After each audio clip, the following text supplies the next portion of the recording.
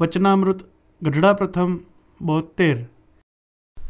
સ્વામિનારાયણ રે સંવત 1876 ચૈતરવદી એકાદશી ને દિવસ સ્વામી શ્રી સહેજાનંદજી મહારાજ શ્રી ગઢડા મધ્યે દાદા ખાચરના દરબારમાં શ્રી વાસુદેવ નારાયણના મંદિરને સમીપે ઉત્તરાદે દ્વાર ઓરડાની ઓસરીએ ઢોલિયા ઉપર ઉગમણે મુખારવિંદે વિરાજમાન હતા અને સર્વ શ્વેત વસ્ત્ર ધારણ કર્યા હતા ને પોતાના મુખારવિંદની આગળ મુનિ તથા દેશ દેશના હરિભક્તની સભા ભરાઈને બેઠી હતી. પછી મુક્તાનંદ સ્વામીએ પૂછ્યું, જે મહારાજ, કાલને દિવસ તમે દાદા ખાચર આગળ બહુ રૂડી વાર્તા કરી હતી, તે વાર્તા સાંભળવાની અમારે સર્વેને ઘણી ઈચ્છા છે. પછી શ્રીજી મહારાજ બોલ્યા,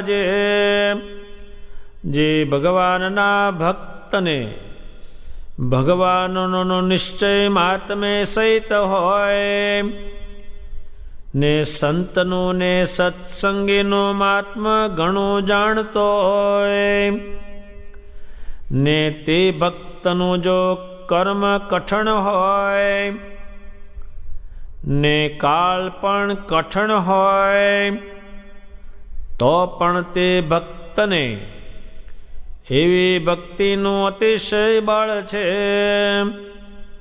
તે કાળ ને કર્મ એ બે મળીને તેનું ભૂંડું કરી શકતા નથી. અને જેને ભગવાન ને ભગવાનના સંતને વિશે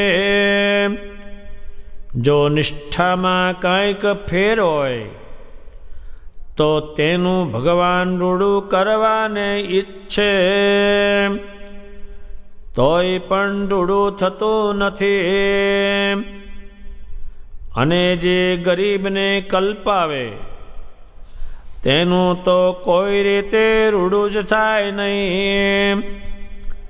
અને મહાભારતમાં ભીષ્મ પિતાએ રાજા યુધિષ્ઠિરને એમ કહ્યું છે, જે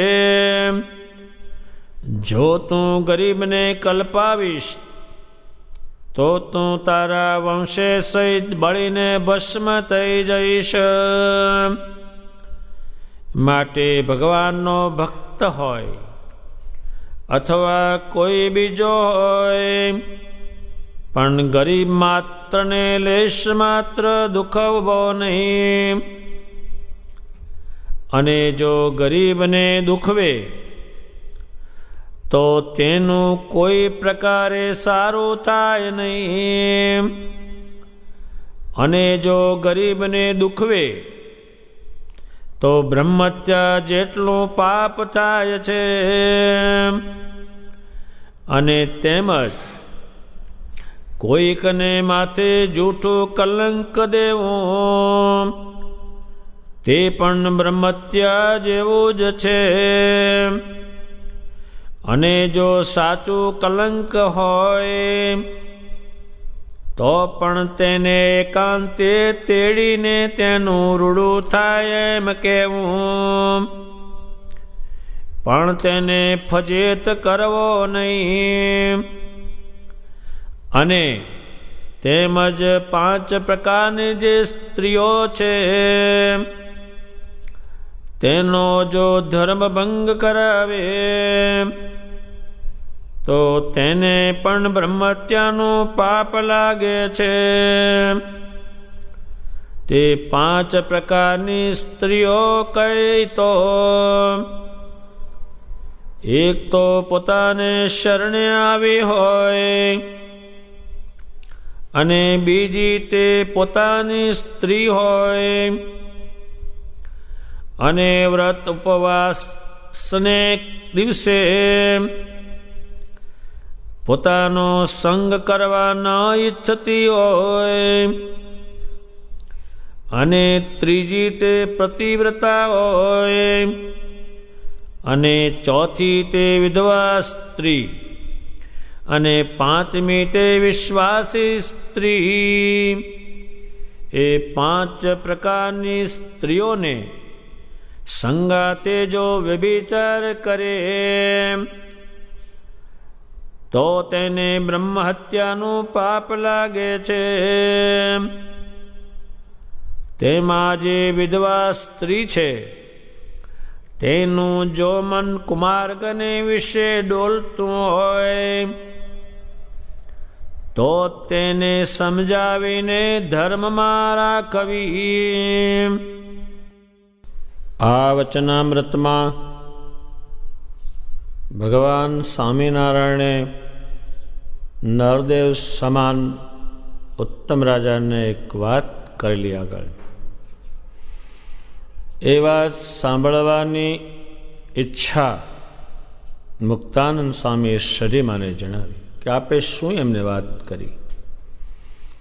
અને ઉત્તમ રાજાએ કહેલું કે આવી વાત મને ભગવાને કોઈ દિવસ કહી નથી, એકાંતમાં બોલાવીને કહી એને એ વાત અમને કહ્યું.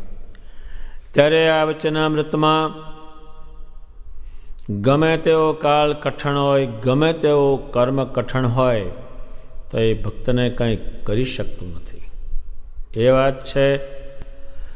તેમાં ભગવાન સ્વામિનારાયણે ઉત્તમ રાજાને શું સમજાયું, શું કહ્યું કે હે રાજન, તમારે મારો મહિમાય સહિત નિશ્ચય દ્રઢ કરવો, ક્યારેય તમારે મારો ત્યાગ નહીં કરવાનો.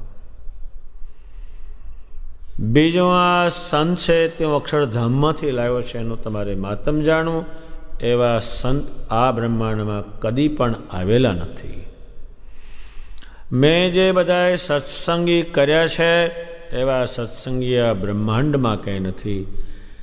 એ તમારે ત્રણેયનું ધ્યાન રાખવાનું.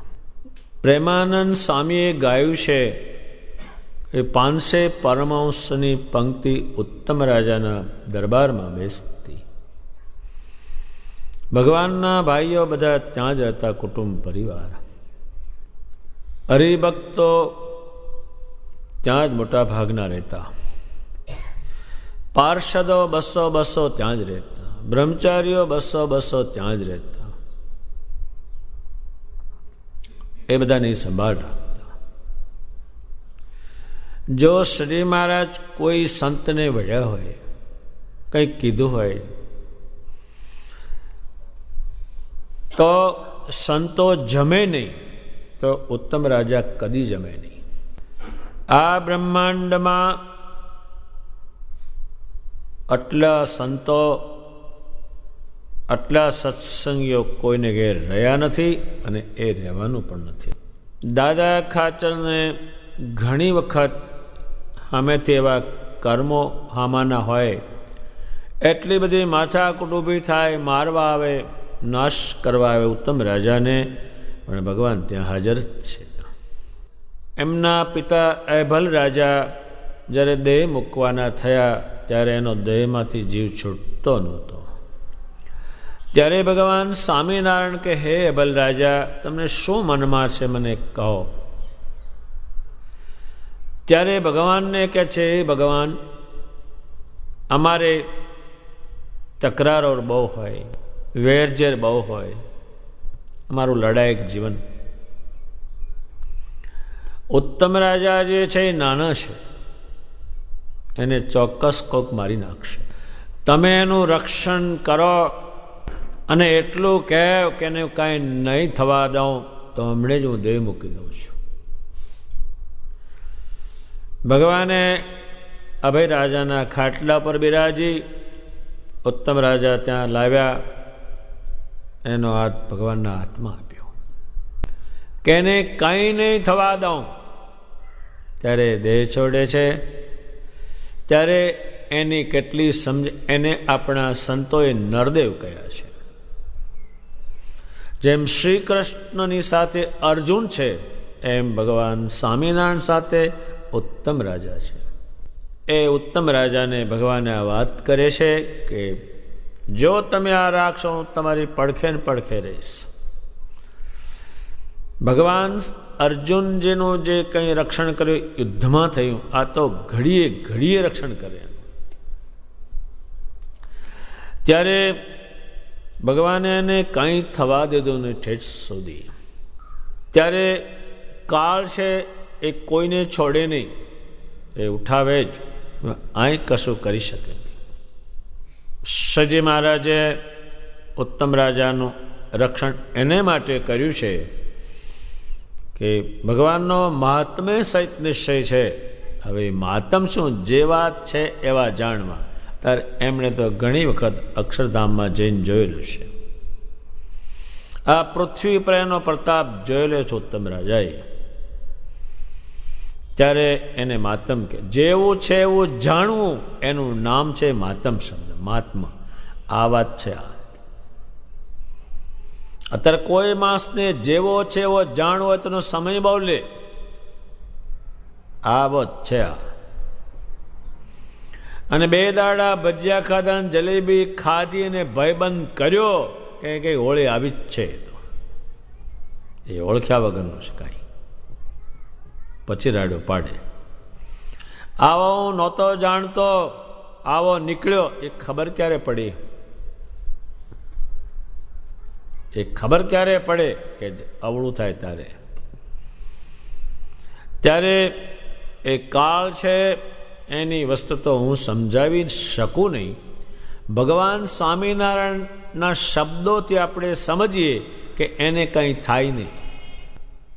એનું ભૂંડું કરી શકતા નથી. ઉત્તમ રાજાનું ક્યાંય ભૂંડું ન થયું, કેમ? કોઈ નથી. એ ન થાય એની પડખે સદી મહારાજ છે, એટલે ન થાય. ત્યારે ભગવાન સ્વામિનારાયણ એમ કે છે, મારી નિષ્ઠામાં, મારા માધ્યમમાં ફેર હોય તેનું હું રૂડું કરવા જાઉં તોય થતું નથી. તો બીજા કોનાથી થાય? સૂર્યથી જો અંધારો ના હાટે તો દીવાથી શું થવાનું છે? એ નથી થતું. ત્યારે જે સ્વામિનારાયણ ભગવાનના ભગત કહેવાય અને કાંઈ રૂડું થાય નહીં તો એ જાણી લેવું, આ જ વાંધો છે. ત્યાં એ વાંધો છે. ભગવાન એક ગામમાં પધારતા હતા. ત્યાં એક સુખો નામનો તવાડી હતો. એ કાયમ કહેતો, મારા ગામ પધારો, મારા ગામ પધારો. જ્યારે ભગવાન ત્યાં ગામમાં નીકળ્યા અને સુખો આવ્યો, એને વિચાર કરો, આટલા બધા સાધુ ને આટલા બધા હરિભક્ત મારે ત્યાં લઈ જ જવાનું છે ને, મારું તો ઘર નવરું થઈ જાય છે. ત્યારે ભગવાન સ્વામિનારાયણ પૂછ્યું, સુખા તારું ઘર ક્યાં રહ્યું? કે જો આગળ છે મહારાજ. આમ મહારાજ આગળ નીકળી ગયા. પછી પૂછ્યું, તારું ઘર ક્યાં ગયું? તો પાછળ મહારાજ જતું રહ્યું. તારું નામ શું છે? સુખો તરવાડી. મહારાજ કે તારું નામ હું સુકો તરવાડી પાડતો જાઉં છું. આનું રૂડું થાય કોણ કરે? કરે કોણ આને? રૂડું કરનાર હોય ત્યારે સામે થાય ને. જે માણસનું રૂડું થતું જ નથી, જાત જાતના મતપંથમાં જાય તો એક છાંટોય રૂડું થતું, એનું કારણ શું? પેલી શક્તિ સામે નથી. એ થાય નહીં, એ ન થાય. રૂડું કરનાર સામે જોઈ તારે થાય ને. ત્યારે ઉત્તમ રાજાને અલૌકિક વાત કરી છે ભગવાને. એ માતમ છે અને જેનું રૂડું થતું નથી, અહીં ક્યાંક વાંધો છે, ત્યાં મોટામાં મોટો. ત્યારે આ ત્રણેયનું માતમ જાણે છે. કોનું? પુરુષોત્તમ નારાયણનું જાણે છે. એની સામે જોઈને જ બધું કુટુંબ પરિવાર બેસી રહેશે. એના પશુઓ પણ ભગવાન સામે જોઈને બેસી રહે. ઉત્તમ રાજાને જે ભગવાને વાત કરી એ ત્રણેય વસ્તુ એને પાળી છે, એટલે એનું પળે પળે જે રક્ષણ થયું એનું કારણ શ્રીજી મહારાજ છે. શ્રીજી મહારાજ વગર કોઈનો આ સંપ્રદાયમાં કોઈ ઉકેલ કરી શકે એમ છે જ નહીં, કાંઈ પણ એ કોઈના હાથમાં નહીં.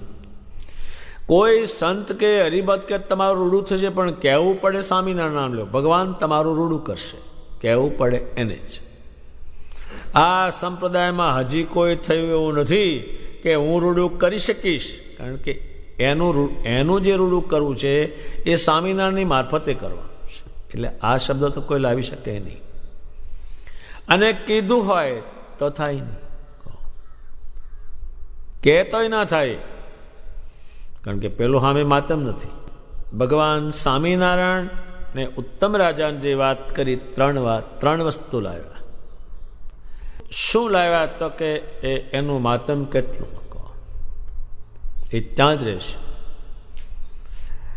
ભગવાન સ્વામિનારાયણ રાજકોટમાં ગવર્નરને ત્યાં પધાર્યા છે. ગવર્નરે આખું રાજ શણગાર્યું છે અને 300 જેટલા તો રાજા ભેગા કર્યા છે. એટલી બધી એને ગોઠવણી કરી છે. ભગવાન બીજે દાડે સાંજે રાજાને સંદેશો મોકલ્યો કે હું આવતીકાલે નીકળી જાઉં છું, મારે મારા સ્થાનમાં જવું છે. રાજા એટલો બધો મૂંઝવણ મૂકે, આટલું બધું કર્યું જેને ધ્યાનમાં આવતું નથી. આમને રાખતું કોણ હશે? કોણ આને હાચવતું છે? ત્યારે એક ગવર્નરે પૂછ્યું, આ નારાયણ સ્વામી રહે છે કોને ત્યાં? આટલું કર્યું જેને ધડો નથી. એકદમ રાજા આવ્યો અને પ્રાર્થના કરી કે મેં ગોઠવણી બધી કરી, કાલે આપ જમીન પધારો. ભગવાને કહ્યું સારું. પછી એને તપાસ કરી, આને રાખે કોણ? આટલું બધું કર્યું છે, આખું રાજ શણગાર્યું છે, રાજા હાજર રહે છે 24 કલાક, તોય એમને કંઈ ગણતીમાં નથી. આને રાખતું છે કોણ? ત્યારે ઓળખ વિધિ કરાવી કે આ ઉત્તમ નરેશ રાખે છે. ગવર્નર કહે છે એ રાજન તો બહુ જ બુદ્ધિશાળી હોવો જોઈએ, નહીં તો આ આટલું કર્યું તેને કોઈ ધડો જ નથી. ઉત્તમ રાજા પાસે એક શ્રેષ્ઠ ઘોડો હતો, શ્રીમાની જોડે જોડે રહેવાનો એને. તો રાજાએ જોયું કે આ ઘોડો બહુ જબરદસ્ત છે, પણ એ માણકી સાથે જ ચાલે. ભગવાને કહ્યું કે હે રાજન, આ મારો ઘોડો છે એ રાજાને ગવર્નરને તમે અર્પણ કરો. એ ઉત્તમ રાજાએ એ ઘોડો ગવર્નરને અર્પણ કર્યો. ત્યારે ગવર્નર કહે છે આપણા મનમાં જે ચાલે તે નારાયણ સ્વામી જાણી શકે છે, એ બીજા કોઈનું કામ નથી. બધા જોવે છે, કોઈ ગોળામાં જોવે છે, કોઈ ચોઘડિયામાં જોવે છે, એ કશું નીકળતું નથી કાંઈ જ. આમ જોવે ચોઘડિયામાં કે ભાઈ અમૃતમાં કરજો, કોઈ લોટો પીધો છે અમૃત પાણીનો, લાભમાં કરજો, દિવાળું ફૂક્યું છે 10 લાખનું, લાભમાં ખાત કર્યું હતું, કશું કાંઈ છે નહીં. ઉત્તમ રાજાએ ભગવાન સ્વામિનારાયણને કેમ રાખ્યા? ફૂલ રાખીને રાખ્યા. સહેજ પણ એના મનમાં થવું ન જોઈએ. હવે ફૂલને કેમ રાખે? જો એને તાપમાં મૂકે થાય તો એ કરમાઈ જાય તરત જ. એને ઠંડકમાં રાખવું પડે, પાણી છાંટવું પડે, તો એ ગુલાબનું એ ફૂલ એમનેમ રહે. ફૂલની પેટી સાચવા. એ પ્રેમાનંદ સ્વામી લખ્યું છે કે ફૂલની પેરી સાચવા. એ જરા કંઈક કે તો એ તો ઉતાવળે છે તરત જ. આપણા દુનિયામાં આખી દુનિયાના શાસ્ત્ર વાંચે પણ એક આટલો ગુણ નીકળતો છે એમાં. આને માતમ છે. ભગવાન સ્વામિનારાયણ જવાના થાય ત્યારે બહુ જ કલ્પાંત કરે. ભગવાન સ્વામિનારાયણ એકને જોવા માટે કોઈક વખત છાના નીકળી જાય તો કોઈ અન્ન ખાતું નહીં, એટલે એને માતમ હતો. એ ઉત્તમ રાજા જ્યારે ને સમજાયું છે એ રાજન રામ રહ્યા ને કૃષ્ણ રહ્યા ને તો હવે કેટલો ટાઈમ રહેશે, મેં બધું પૂરું કરી દીધું છે, કોઈ વસ્તુ કરવાની બાકી મેં રાખી નથી, હું જઈશ. ભગવાનને એટલો કલ્પાંત કરે, પૃથ્વી પર માથું પછાડે, પછી એને કહે કે નહીં જાઉં, વળી પાછા એને સમ ખવડાવે, તમે મારી પાછળ દેજો છોડો તો તમને મારા સમ છે, મારા પગે હાથ મૂકો, હાથ મુકાવે. તો પણ જ્યારે ભગવાને દેહ છોડ્યું છે ત્યારે એ એમ જ પડવા ગયેલા છે. આ દુનિયામાં આ કોઈનાથી બની શકવાનું નથી. એટલે મુક્તાનંદ સ્વામીજીએ ભગવાનને પૂછ્યું, તમે દાદા ખાચરને શું રૂઢી વાર્તા કરી? દાદા ખાચરના મનમાં બહુ જ આનંદ થયો. એ વાત તમને સંભળાવો. ત્યારે એ 3 વસ્તુ એને હતી. ભગવાન સ્વામિનારાયણ હતા, પુરુષોત્તમ નારાયણ, એને કારણે હજારો હરિભક્તો સંતો ત્યાં રહેતા. ભગવાન સ્વામિનારાયણે ઉત્તમ રાજાને સમજાવ્યું છે મહાત્મ્ય સહિત નિશ્ચય. અને સંતનું મહાત્મા, એ સંત આ બ્રહ્માંડમાં ક્યાં, દેવતાઓ એના દર્શન કરે, એ સંત આ બ્રહ્માંડમાં લાવ્યા ભગવાન, એના દરબારમાં છે. ભગવાન સ્વામિનારાયણમાં એટલી ઉત્તમ રાજા નિષ્ઠા રાખતા, ભગવાન સ્વામિનારાયણ ઉત્તમ રાજામાં એટલી જ નિષ્ઠા રાખતા. એને કંઈ થાય તો એ ખાઈ જ નહીં, પેસજી મહારાજ ના જમે નહીં. ભગવાન સ્વામિનારાયણ ઉત્તમ રાજાને જ્યારે લગ્ન વિધિ કરાવી લાવે છે ત્યારે બધાએ સોનું આપેલું, કોઈ કંઈ આપેલું. ભગવાન પૂછે છે, હે રાજન, તમને હું શું આપું, તમે કેવ તે આપું? કે ભગવાન બધું તમે આપેલું છે, પણ તમે માગવાનું કહેશો તો હું અને મારા પત્ની અહીં તમારી પાસે જ રહીએ છીએ. હું સંસારી હોવાને કારણે તમારું કોઈ પણ વચન લોપાય તો તમે અમારા બંનેનો અવગુણ લેતા નહીં. ભગવાન સ્વામિનારાયણ એક વાત સમજાવે છે, મહાત્મ્ય સહિત જેવી વસ્તુ હોય એવી જાણવી, એનું નામ મહાત્મ કહેવાય. અને જેવું છે એવું જાણે નહીં અને સ્વામિનારાયણ ભજે તો એ મહાત્મ વગરનું છે, એ લાંબુ બહુ નહીં જાય. ઉત્તમ રાજાને જે ઠેઠ સુધી કાંઈ થયું નહીં, એને કાળ નડી શક્યો નહીં, એને કાળ ન આવે. કોઈ દેહ મૂકે ત્યારે ભગવાન લેવા આવે ત્યારે જાય. એને કોઈ જાતનું કર્મ નડ્યું નહીં, નહીતર આ બધાને કર્મ નડ્યા વગરનું આવીને જ ઊભું રહે, કોઈને ખસે જ નહીં, એ ભટકાય જ બધાય. અને એક કર્મ જે છે એનો જે દંડ છે જીવ માત્રને ભોગવવાનો, એકને. સંતમાં આવી નિષ્ઠા ન હોય, સત્સંગીમાં નિષ્ઠા ન હોય, ત્યારે ભગવાન કહે છે એનું રૂડું કરવા જાઉં તો પણ એ થવાનુંથી એ જ અવળો છે, અને આગળ પણ થયેલું નથી કોઈ નહીં. ત્યારે ભગવાન સ્વામિનારાયણે કહ્યું છે કાળ નહીં આવે, પણ આ નિષ્ઠા હોય તો, નહીતર એ કાળ આવીને ઉભો જ રહે. નીકળી જાઓ એમ કે નીકળે છૂટક્યો, અને અહીંથી ક્યાંય છટકાયું છે ને જાય ક્યાં? એક ઝીંઝાવદર ગામ છે સાળીંગપુર પાસે, ત્યાં અલૈયા ખાચર નામના રાજા ભગવાનની પૂરી ચાકરી કરી. ભગવાને વરદાન આપેલું કે આ દરબારમાં જે કોઈ દેહ મૂકશે ને હું લેવા આવીશ. અને એ બધા આખા ગામને કે, અને ઉત્તમ રાજાના દરબાર જેવાના ઓરડા છે અત્યારે હાલ પણ, જેમાં શ્રી મહારાજ બિરાજ્યા છે. એનો એક જેહલો કરીને વાણંદ હતો, એ ભગવાનની ચાકરી કરતો બહુ છે. અલૈયા ખાચર બહાર ગયેલા અને જેહલાએ દેહ મૂક્યો, તે ભગવાન એને લઈ ગયા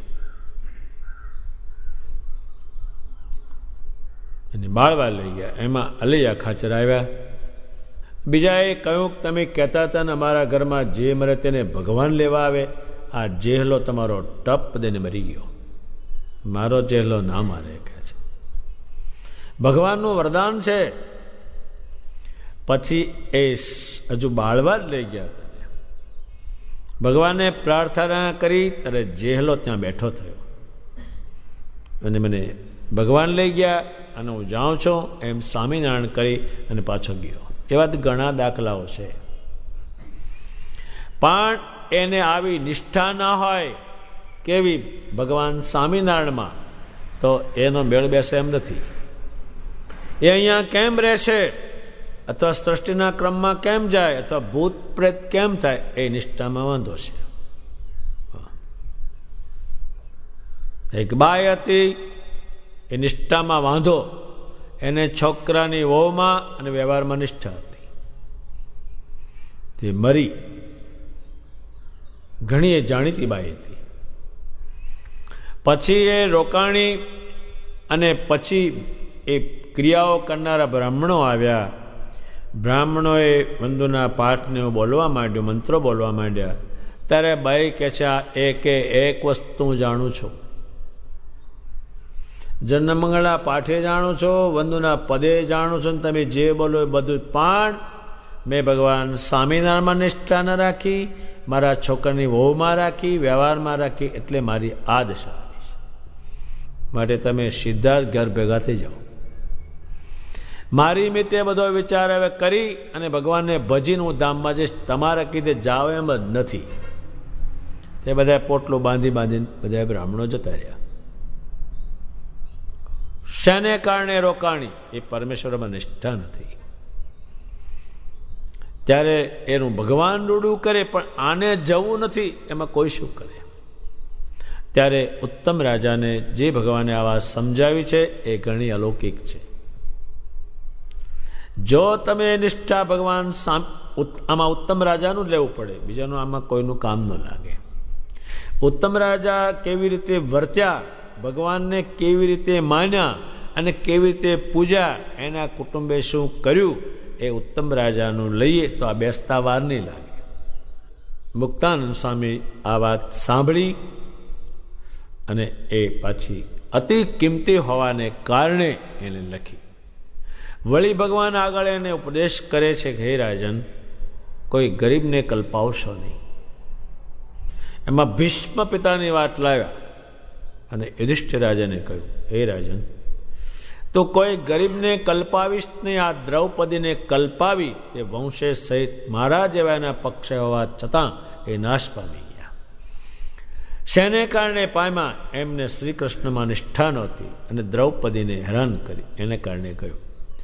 માટે તમે કોઈને કલ્પાવશો નહીં. વળી એક મહત્વની વાત ભગવાન એમને કહે છે, હે રાજન, તમારે ત્યાં હજારો સ્ત્રીઓ રહે છે. ત્યારે આ સ્ત્રીઓની અને પુરુષ શું વાત છે? ભગવાન એમાં સૃષ્ટિ ગોઠવી છે, સૃષ્ટિ કરવાનું. ત્યારે આખું એને ચોંટે છે, એટલું જ વાંધો છે એમાં.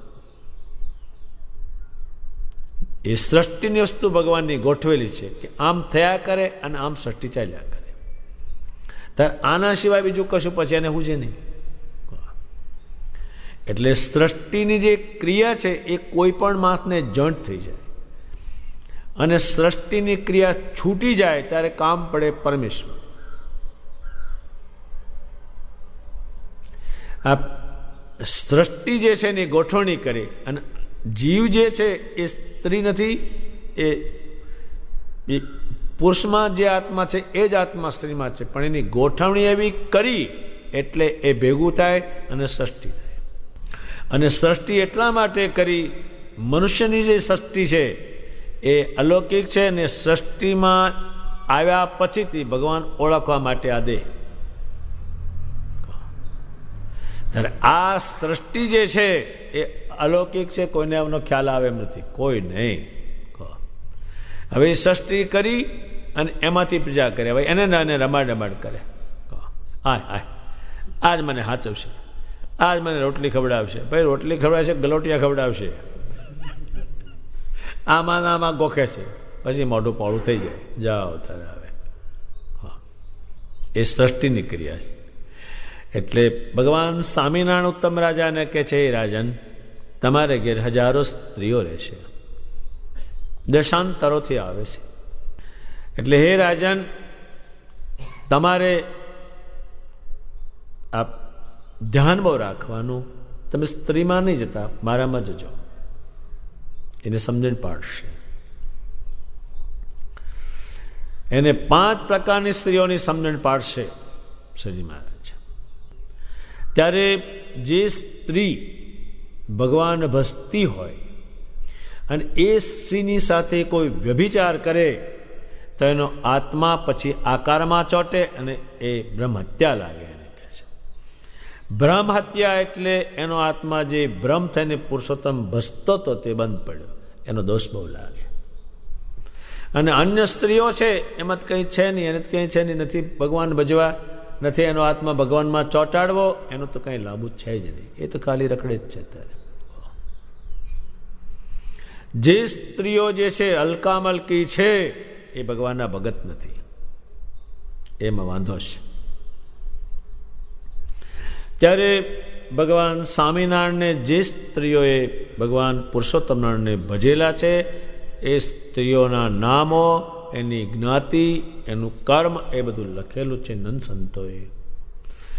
ત્યારે ભગવાન સ્વામિનારાયણે ઉત્તમ રાજાને જે સમજણ આપી છે તે અલૌકિક છે. અને એ સમજણ આ બ્રહ્માંડમાં કોઈ આપી શકે નહીં, કારણ કે કોઈ પુરુષોત્તમને એટલે કોણ આપે? હવે 3 વસ્તુ એને સમજાવી અને ભગવાન સ્વામિનારાયણ કહે છે એ રાજન, કોઈ સ્ત્રીનું મન કુમાર્ગે જાય તો તમે એને સમજાવીને એમ કહેજો કે તમે ભગવાન ભજો. ત્યારે હજારો સ્ત્રીઓ બ્રહ્મરૂપ થઈ અને પુરુષોત્તમને ભજ્યા. આ જ ઉત્તમ રાજાના દરબારમાં 500 સ્ત્રીઓ ભેગી થઈને ભગવાન ભજે છે. ત્યારે એ મેળ ન બેસે કોઈને ત્યાં. આજે પણ એ ક્રિયા ચાલુ છે. ત્યારે ભગવાન સ્વામિનારાયણે એ વાત કરી. ત્યારે ઉત્તમ રાજાને જે ભગવાને વાત કરી એ મુક્તાનંદ સ્વામી સાંભળવાની ઈચ્છા કરી. અને એ વાતમાં આટલો મોટો મહિમા છે આ વાતનો જ. જો કોઈ આ ભગવાન સ્વામિનારાયણનો જેવા છે એવા જાણીને ભજે અને થોડું એની કક્ષા પ્રમાણે, એના પ્રમાણે જો થોડું માત્રમ સંતોનું અને હરિભક્તોનું રાખે, હું તો કહું છું 2 જોડે રાખે એટલી શક્તિ હોય તો, પણ આ જો રાખે તો ભગવાન સ્વામિનારાયણ એને કાળ અને કર્મ નડવા દે નહીં. અને નહીતર જો મહાત્મા ન રાખે તો એ કાળ અને કર્મ એ 2 નડવાનું છે. અને જે સ્વામિનારાયણના ભગત કહેવાય અને એનું મૃત્યુ થાય, કાળ આવે, ભગવાન ન આવે તો એને નિષ્ઠામાં ફેર છે અને એને કર્મ નડે બધાય. એ કર્મ કોઈનું સારું જ નહીં, એ બધાને નડે છે.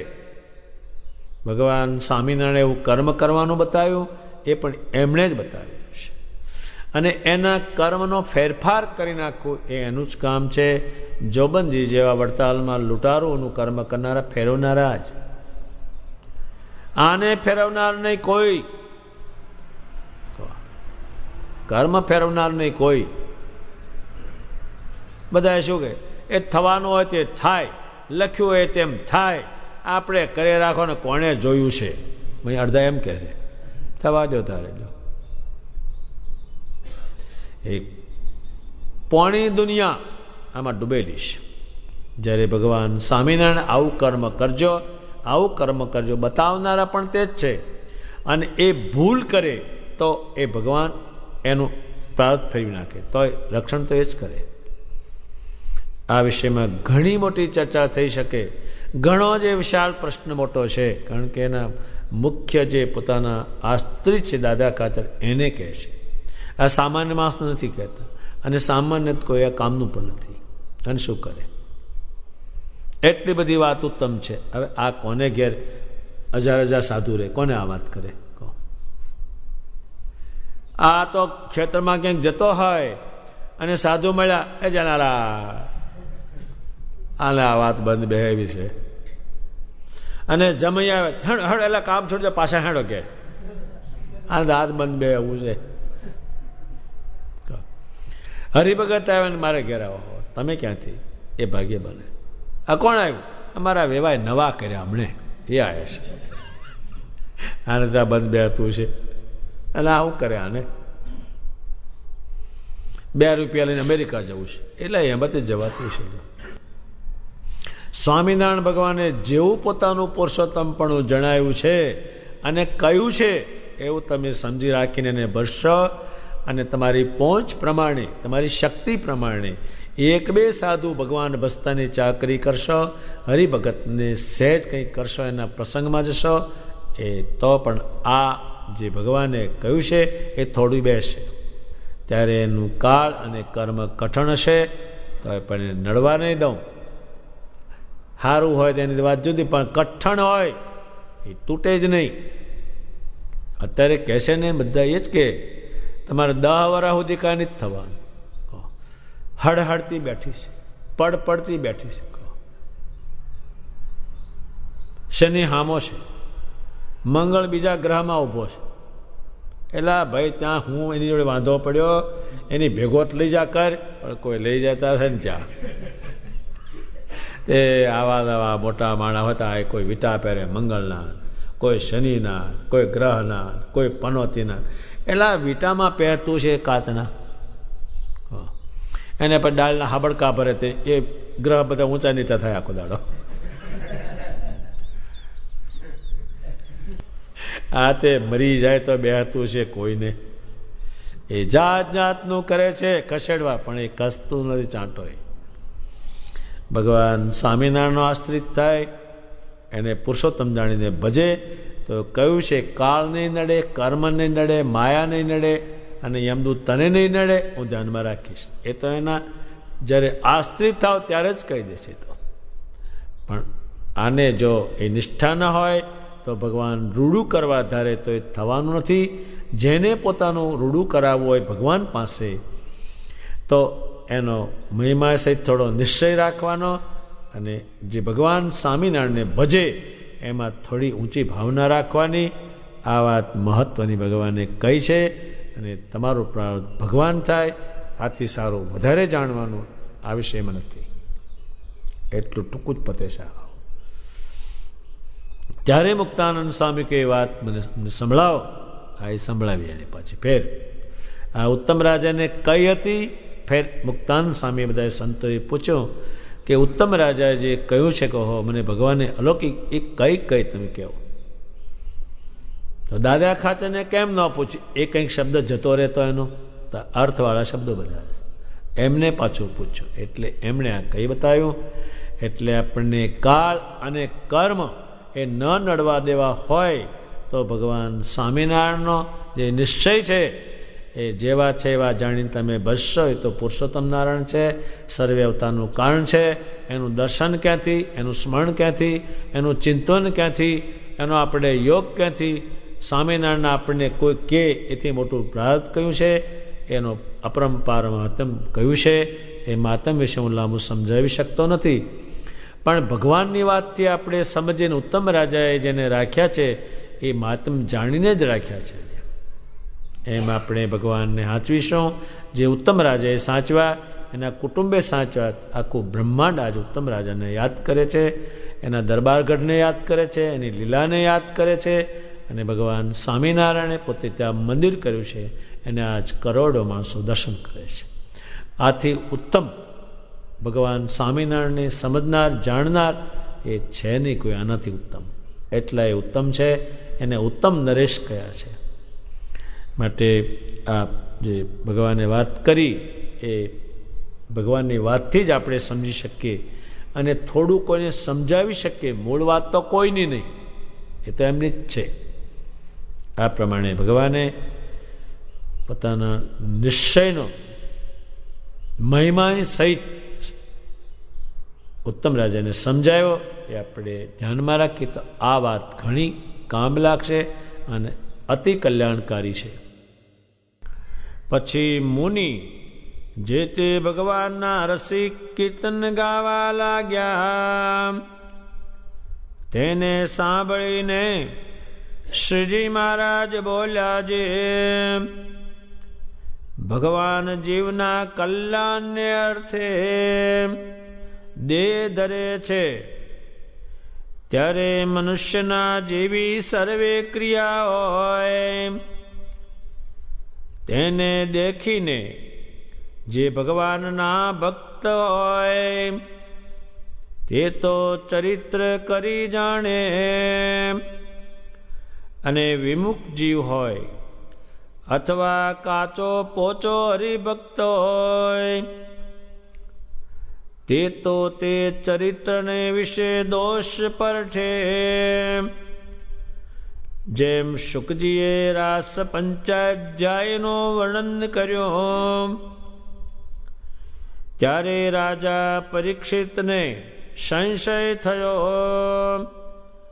પછી એમ પૂછ્યું, જે ભગવાન તો ધર્મની મર્યાદા સ્થાપન કરવાને અર્થે પ્રગટ થયા હતા, તેણે પર સ્ત્રીનો સંગ કરીને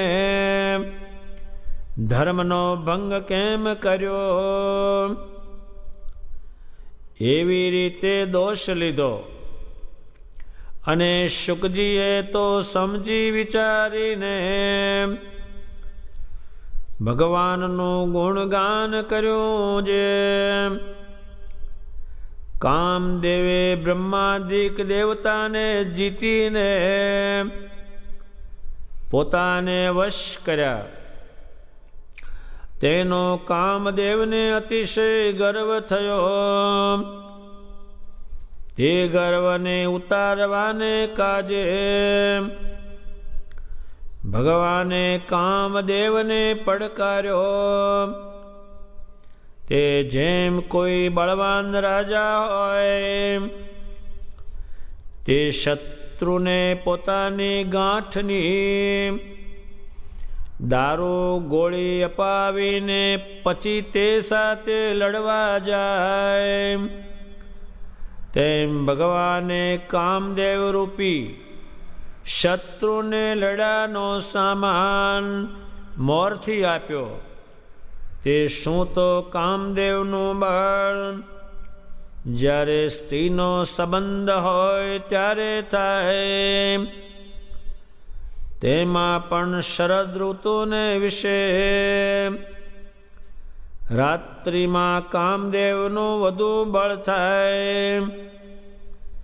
તથા સ્ત્રીના રાગ રંગ વિલાસના શબ્દ સાંભળવા તથા સ્ત્રીનું રૂપ જોવું, સ્ત્રીનો સ્પર્શ કરવો, તેને કરીને કામદેવનું અતિશય બળ વધે છે. એ સર્વે સામાન શ્રી કૃષ્ણ ભગવાને કામદેવને આપીને તેને જીતી લીધો, અને અખંડ બ્રહ્મચારીની પેઠે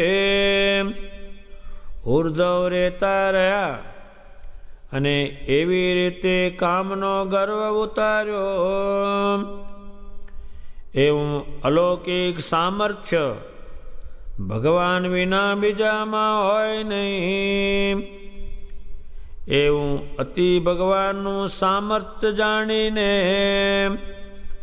શુકજીએ ભગવાનના ચરિત્ર ગાન કર્યા, અને રાજા પરીક્ષિતને તેવા સમજાણી નહીં ત્યારે દોષ પરઠો. માટે કોઈક એમ કહે જે તમે પરમહંસ થઈને રસિક કીર્તન કેમ ગાવો છો? તો તેને એમ કહેવું જે જો અમે રસિક કીર્તન ન ગાઈએ અને ભગવાનના રસિક ચરિત્રને વિશે દોષ પરઠીએ તો અમે પણ રાજા પરીક્ષિત તથા બીજા જે નાસ્તિક વિમુખ જીવ તેની પંક્તિમાં ભળીએ. માટે અમારે તો વિમુખની પંક્તિમાં બળવું નથી. શા માટે? જે પરમહંસ માત્રના ગુરુ જે શુકજી તેણે ભગવાનના રસિક ચરિત્ર ગાયા છે, માટે અમારે પણ જરૂર ગાવવા. અને અક્ષરથી પર એવા જે પુરુષોત્તમ ભગવાન છે, તે જ્યારે જીવના કલ્યાણને અર્થે બ્રહ્માંડને વિશે મનુષ્ય જેવી મૂર્તિ કરીને વિચરે છે, ત્યારે સર્વે મનુષ્યના જેવા ચરિત્ર કરે છે. અને જે મનુષ્યને વિશે હારવું, જીતવું, ભય, શોક, કામ, ક્રોધ, લોભ, મોહ, મદ, મત્સર, આશા, તૃષ્ણા, ઈર્ષા ઇત્યાદિક માયિક સ્વભાવ હોય, તેવા સ્વભાવ ભગવાન પણ પોતામાં દેખાડે છે. તે સર્વે જીવના કલ્યાણને અર્થે છે. પછી જે ભક્ત હોય તે તો એ ચરિત્રને ગાઈને પરમ પદને પામે છે. અને જે વિમુખ હોય તે દોષ પરઠે છે. અને એ ભગવાન તો જેમ ક્ષરના આત્મા છે, તેમજ પ્રકૃતિ પુરુષ થકી પર જે અક્ષર બ્રહ્મ તેના પણ આત્મા છે. અને અક્ષર એ બેને પોતાની શક્તિએ કરીને ધરી રહ્યા છે. અને પોતે તો અક્ષરથી ન્યારા છે. અને ભગવાનની મોટાઈ તો એવી છે જે જેના એક એક રોમના છિદ્રને વિશે અનંત કોટી બ્રહ્માંડ પરમાણુની પેટે રહ્યા છે. એવા જે મોટા ભગવાન તે જીવના કલ્યાણને વાસ્તે મનુષ્ય જેવડા જ થાય છે. ત્યારે જીવને સેવા કરવાનો યોગ આવે છે. અને જો ભગવાન જેવડા છે તેવડાને તેવડા રહે, તો બ્રહ્માદિક જે બ્રહ્માંડના અધિપતિ દેવ તેને પણ દર્શન કર્યાનું કે સેવા કરવાનું સામર્થ્ય રહે નહીં, તો મનુષ્યને તો રહે જ ક્યાંથી. અને જેમ વડવા નળ અગ્નિ છે તે સમુદ્રના જળને વિશે રહ્યો છે, અને સમુદ્રના જળને પીવે છે, ને સમુદ્રનો ઓલાવ્યો ઓલાતો નથી. એવો મોટો છે તે અગ્નિ જ્યારે આપણે ઘરમાં દીવો જોઈતો હોય ત્યારે આવીને આપણા ઘરમાં બેસે તો આપણને દીવા જેવું સુખ થાય નહીં, અને બળીને સર્વે ભસ્મ થઈ જઈએ. અને તે જ અગ્નિ દીવા રૂપે હોય તો અજવાળું કરે ને આનંદ થાય, અને તે દીવો છે તો તેનો તેજ અગ્નિ પણ ફૂંકીએ તથા હાથે કરીને ઓલાવીએ તો ઓલાઈ જાય એવો અસમર્થ છે. તો પણ તે થકી જ આપણને સુખ થાય. પણ વડવા નળ અગ્નિથી સુખ ન થાય. તેમજ ભગવાન મનુષ્ય જેવા અસમર્થ જણાતા હોય, પણ અનેક જીવનું કલ્યાણ એ થકી જ થાય. પણ જેના એક એક રોમમાં અનંત કોટી બ્રહ્માંડ રહ્યા છે, એવી મૂર્તિનું તો જીવ દર્શન કરવા પણ સમર્થ થાય નહીં. માટે એવે રૂપે કરીને કલ્યાણ ન થાય. તે માટે ભગવાન મનુષ્ય જેવી મૂર્તિ ધરીને જેવા જેવા ચરિત્ર કરે છે, તે સર્વે ગાન કરવા યોગ્ય છે. પણ એમ ન સમજવું જે ભગવાન થઈને એમ શું કરતા હશે, અને ભગવાનના ચરિત્ર તો સર્વે કલ્યાણકારી જ સમજવા. એ જ ભક્તનો ધર્મ છે. અને એવું સમજે તે જ ભગવાનનો પૂરો ભક્ત કહેવાય છે. ભગવાન સ્વામિનારાયણે ઉત્તમ રાજાને જે વાત કરેલી તે મુક્તાનંદ સ્વામીને કહી અને બધાએ સાંભળી અને ઘણા પસંદ થયા. પછી બધા સંતો રસિક કીર્તન ગાવા લાગ્યા. રસિક એટલે રસવાળું ભગવાને કર્યું આ બ્રહ્માંડમાં. હવે એટલું બધું એને રસવાળું કર્યું, અનકોટ કરે ત્યારે હજારો માસ ગરડું આખું ભરાઈ જાય. રંગ રમે ત્યારે 1-1 લાખ માણસ રમે અને એના કીર્તનો બને.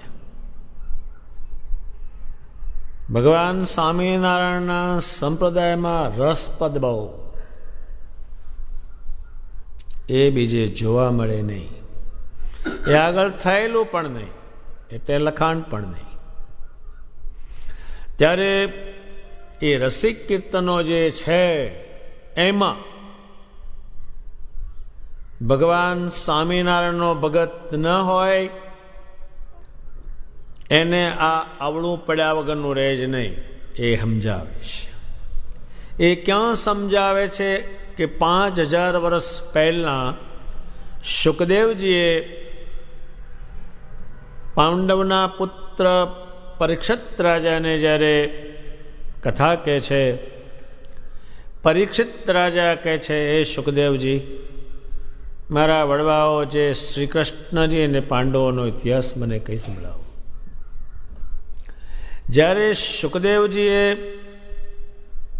રાસ પંચાયતનું વર્ણન કર્યું ત્યારે ભગવાન શ્રી કૃષ્ણજીએ રાસ લીધો અને ગોપીઓના ખંભા પર હાથ મૂક્યા અને કર્યું. એ પરીક્ષિત રાજાએ સાંભળ્યું કે ભગવાન થઈને આમ શા માટે કર્યું. જે વાંધો ઉભો થયો ત્યાં. હવે શ્રી કૃષ્ણજી જે છે એ તો બ્રહ્મચારી હતા પૂરા જ.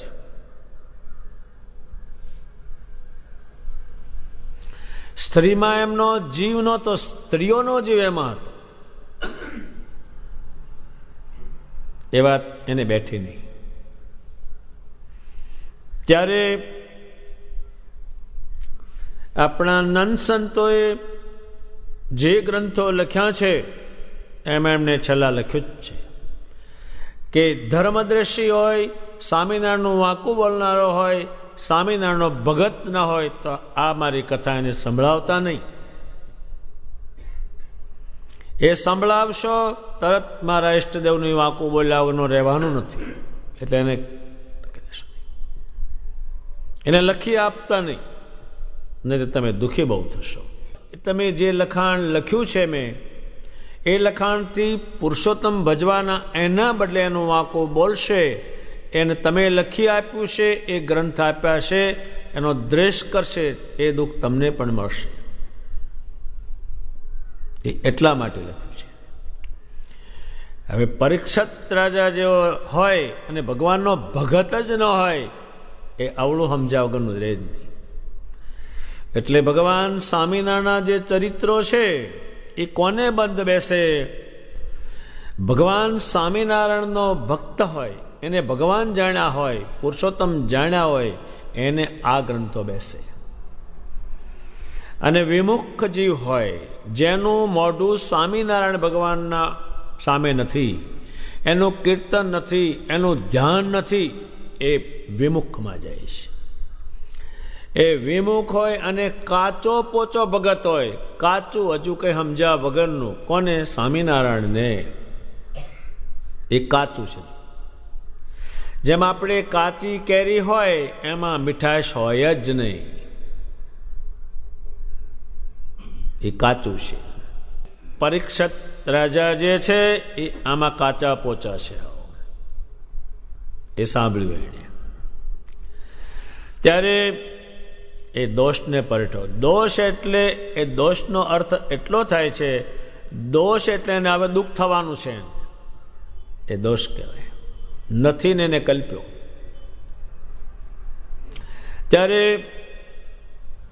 જે આપણા નંદ સંતોએ હજારોની સંખ્યામાં ગ્રંથો લખ્યા, કીર્તનો લખ્યા, એ રસિક છે બહુ જ, એ રસવાળા જ છે બહુ. હવે પરમહંસોને બધું ત્યાગ કર્યું છે, એને આવા શું કામ ગાવાના? ત્યારે પરમહંસો તેને કરે શું? એ જાય ક્યાં? ત્યારે ભગવાન સ્વામિનારાયણ પોતાના જે ચરિત્રો છે એ નંદ સંતોને તમે લખી લો. એટલી બધી સંખ્યામાં રસિક કીર્તનો છે. શરીરમાંની કોઈ પણ ક્રિયા હોય સંતોએ લખેલી, અન્નકોટની લખેલી હોય, એ સ્નાન કેવી રીતે કરતા, એ જમતા કેવી રીતે, એ લખેલું. એમાં શું લખવાનું? તો તારે એમાંથી સાંભળે છે એ જ ને. તારે એ સ્નાન કેવી રીતે કરતા, એ ઉઠતા ક્યારે, એનો સ્વભાવ કેવો હતો. સંતો ગામડેથી આવવાના હોય ત્યારે શું કરતા, અને એ સામે જતા, કેટલું જતા? 10-10, 15-15 કિલોમીટર સામે જાય. એમાંથી જે નીકળે છે બધું જ. ત્યારે એ કોઈ વળાવવા જાય સંતોને, ઠેઠ ગરડેથી કાર્યાણી સુધી વળાવવા જાય. આમ છે કોઈ? આ અમેરિકામાં તમે જાઓ, એટલા બધા ખૂતેલા છે કામમાં, તે તમે બહાર નીકળો ત્યારે બારણાની ઉપર આવજો હો. કોણ આવવાનું છે અહીં? સાધુને તો કોઈ વળાવવા જ ન જાય. સ્વામી આવજો હો, શું કરવા છે કંઈ? એ વળાવવા જાય. એના જે રસિક કીર્તનો છે એમાંથી જ બધું નીકળે, એમાંથી જ ભગવાન નીકળે. હવે આપણે સાંજે બોલીએ, થાળ બોલીએ, જમો થાળ જીવન જમવારી. એક કેરી કેથી લાવે? ભાલના ઘઉં, એમાં ઘી, એ પણ એમાં ભગવાન તમને સાંભળે. હવે પરમહંસો જે હોય એને આખું બ્રહ્માંડ મૂક્યું અને પુરુષોત્તમ ભજે, એને આ ગાવાનું શું કામ છે? તારે શું ગાવાનું? અત્યારે ગમે તેવો માણસ હોય, જ્ઞાની હોય, ધ્યાની હોય, બ્રાહ્મણ, પણ એને અન્ન પાણી વગર ચાલે એવું છે? એ શરીર હાલે એવું છે? કોઈ સાંભળ્યું કે આ અન્ન પાણી લેતો નથી ને જાડો ભીમ જેવો છે? હવે થયો ભીમ જેવો. ટાંટિયા લબડી ગયા હોય ને હાવ. એક એકાદશી કરે ત્યાં સાંજે ઢીલું ઢ.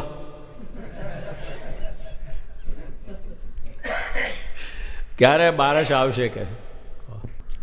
એટલું બધું એનું. હવે આ લોયા ગામની લીલા લ્યો. ધન્ય ધન્ય તે લીલા લોયા ગામની, ધન્ય ધન્ય તે સુરરાયને, દ્વાદશ મણ ગરતના વગાર મેલતા. એ વઘાર કરનાર જે આવે છે એમાં સ્વામિનારાયણ આવે છે. રીંગણા નથી અંબાડવાના. એ રીંગણાનું શાક કોણે કર્યું એ સંભાળવાના છે. ત્યારે ભગવાન સ્વામિનારાયણ જે લીલા કરી છે એટલી બધું રસિક કર્યું છે, રસ પેદા થઈ જાય બધાને. કીર્તન ગાય તો એટલું રસ પેદા, ભગવાન વાત કરે તો એમાં એટલો રસ, આમ ખેંચાતા ખેંચતા જતા રહે. એને વસ્ત્રોનું ભાન ન રહે.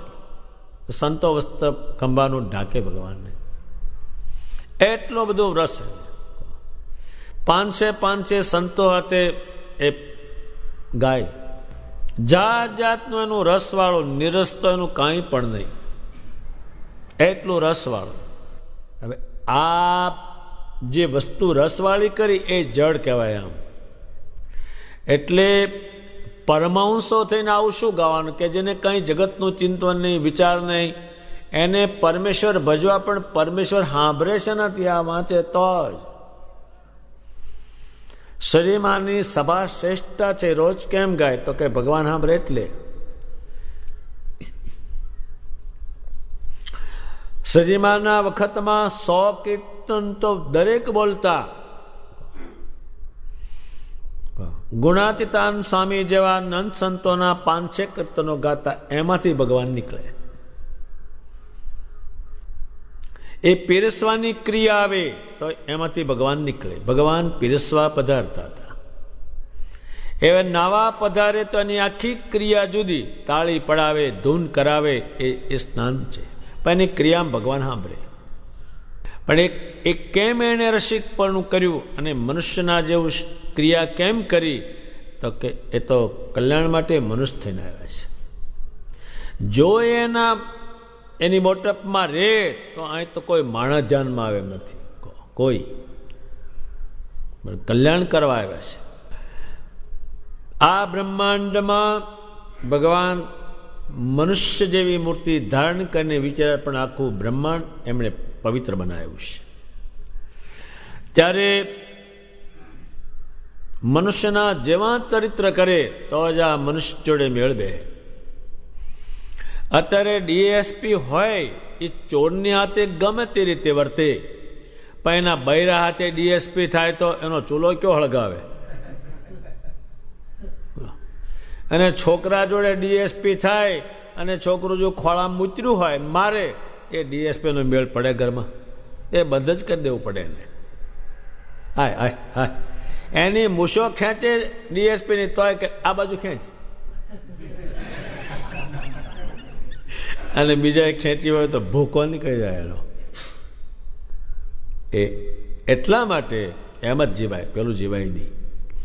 ત્યારે ભગવાન સ્વામિનારાયણમાં જે મનુષ્ય ચરિત્ર આવ્યું એ બધું રસિકવાળું આવ્યું. એ દુનિયામાં મળે નહીં ક્યાંય. એની કોઈ વસ્તુ હોય રસિકવાળું, ગમે તે હોય, અને જ્યાં જાય ત્યાં 500 માણસ ભેગું થઈ જાય. એની ક્રિયા બધી રસવાળી. એટલે એને રસ, આ જે સંપ્રદાયમાં રસવાળું બધું ચાલે છે એ સ્વામિનારાયણ પ્રતાપે ચાલે. અનકોટ થાય તો આખા દેશમાં થાય. હુતાસણિયા આવે ત્યાં મૂળીમાં એ ભગવાને કરેલો ઉત્સવ એ લાખો માણસ ભેગું થાય, પણ એનો ઉત્સવ છે બધા એ કરેલા એમના બધા જ. એની મૂર્તિ પ્રતિષ્ઠા કરાવે ત્યારે લાખો માણસ ભેગા કરે, એને રસ વગરનું કાંઈ પણ નહીં.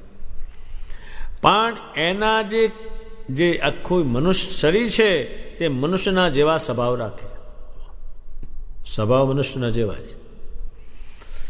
એ ક્યારેક એ બીજું બતાડે, પણ આમ બધા એમાં ક્યાંક સુધી મારે બીવે હાવલ્યો, હવે શું કરીએ આપણે, હવે આમ કરીને સમાધિ થાય. પણ આ ક્રિયા કરે તો જ મનુષ્યને મેળ બેહેમ નથી, મેળ બેહેમ જ નથી એની જોડે કોઈને. ત્યારે એની મોટપ તો એટલી કહીએ કે ક્ષર અને અક્ષર એનાથી ન્યારા, એને ભજન કરે પણ ન્યારા એનાથી એ. ત્યારે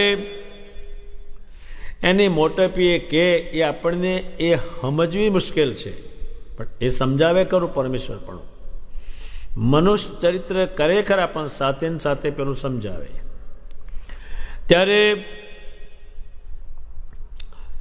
મનુષ્યના કલ્યાણ માટે મનુષ્ય જેવા થયા, નહીતર એ થાય જ નહીં, એને ફાવે જ નહીં. એ તો બહુ વખત એનું પરમેશ્વરપણું જણાવ્યું, જાત જાતનો, પણ એની બધી ક્રિયા આવે મનુષ્યના જેવી છે. એક ભગત હતા, તે ભગવાનને સહેજ કંઈ અંગૂઠે દુખે સહેજ, હવે એનું ભગતનું કલ્યાણ કરવું. તે ભગવાન કહે છે, એ ભગત મને આ દુખે છે બહુ, કંઈક દીકડું. તારે ભગતે ભગવાનનો મોઢું તો એમાં અંગૂઠો એને લીધો અને ચાટ ચાટ કરે.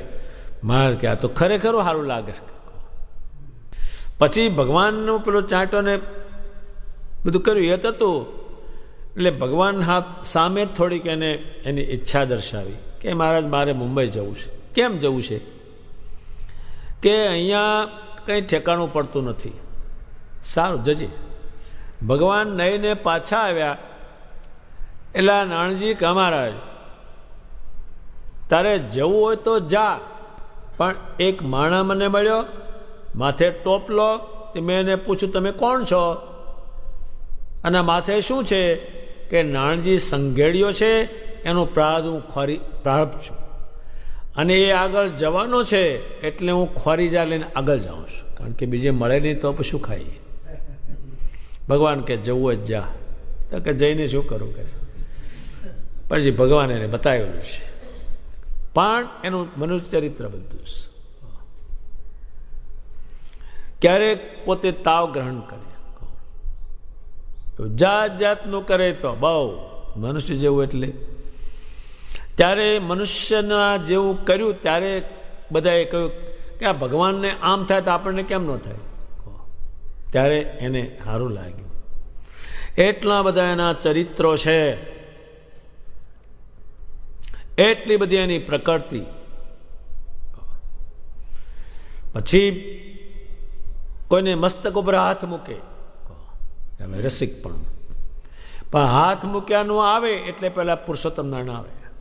કોઈની છાતી પર પગલાં આપે, કોઈને વસ્ત્ર આપે, ઘરેણાં આપે, અને દેવાનું મન થઈ ગયું એટલે તરત જ ખલાસ. પછી સામે કોઈ આવી શકે નહીં, એ રસવાળી કોઈ પણ ક્રિયા. ત્યારે ભગવાન સ્વામિનારાયણ સમજાવશે કે વડવાના અગ્નિ છે, સમુદ્ર મારે છે, પણ ઓલાતો નથી. એ અગ્નિ જો તમારા ઘરમાં આવે તો બાળીને સાફ જ કરી નાખે. તમારે હાથ ક્યારે પડે? તો કે નાનો દીવો હોય અને સળગાવો અને ફૂંક માર ઠરી જાય. અગ્નિનો પ્રકાર તો એનો એ જ છે, પણ અલ્પ થયો છે, એટલે તમને હક પડે. હું જેવડો છે એવડો અક્ષરધામમાં જેવી મારી શક્તિ કરું તો બ્રહ્માદિક દેવ પણ કાંઈ કરી શકે નહીં, તો બીજાનો ધડો શું? આ ભગવાન 1000 ફૂટ ઊંચા થાય તો આમાં કોઈનું ગજું છે? કેમનો ચાંદલો કરે? આ ઊંચું જ કેમનું થાય 3.5 ફૂટનું? એ સમજાવે. એનો વાઘો જ કોણ સીવે? 25,000 ફૂટ ઊંચા થયા હોય તો એ તો પેલો લેંગો આ જો નાના ડગલા છે, એનો મેળ પડે કોઈનો. એટલે હું મનુષ્ય જેવો થયો છું, પણ સમજણની જોડે જોડે જ, અને જરૂર પડે તો બતાવી દે. લે કે છે લે બસ. ત્યારે એટલે હું મનુષ્યનું શરીર મેં ધારણ કર્યું છે, તમારે તારે મેળ પડે છે. એમ જીવનું જે કલ્યાણ એ મારા થકી જ થાય. હું પુરુષોત્તમ છું એને કારણે થાય. ભગવાન સ્વામિનારાયણ જે કે એને તો આપણે સમજાવવું કેવી રીતે? તો આમ ભાષાથી સમજીએ તારે. હવે એનું એક રોમ, કોનું? સ્વામિનારાયણના શરીરનું એક રોમ એટલે એક વાળ. એમાં એના એક રોમમાં અનંત કોટી બ્રહ્માંડો રહ્યા એટલી શક્તિ એના રોમમાં છે. ત્યારે એને મપાય છે રીતે, સમજાય છે રીતે. આ એવી મૂર્તિનું તો જીવ દર્શને ક્યાંથી કરી શકે? માટે એવે રૂપે કલ્યાણ ન થાય. ત્યારે મનુષ્ય જેવી મૂર્તિ ભગવાને ધરી અને જે ચરિત્રો મેં કર્યા છે એ સર્વે ગાન કરવા યોગ્ય છે. એ તમે ગાન કરો એટલે એમાંથી ભગવાન નીકળે. કોઈના ગાનમાંથી ભગવાન ન નીકળે, આમાંથી ભગવાન નીકળે. ભગવાન શ્રી રંગતે ને રમતા આવા અને હજારો મુનિઓને સોનાની પિચકારી તેને ધારણ કરતા આવા. એ તમે બોલે તરત જ ભગવાન નીકળે. અને દુનિયાના કોઈ પણ લખાણમાં ભગવાન ન નીકળે. એ ન નીકળે. અને કદાચ ગાય તો એને ખબર નથી શું છે એટલે એમાં ન નીકળે. અત્યારે ગામડામાં ગાય બધા માય કાંઈ ન મળે. એ મારો વાલો રુદિયામાં રમે છે. હજુ તો હમણાં બીડી પીને ધુવાડા અંદર ગયા છે.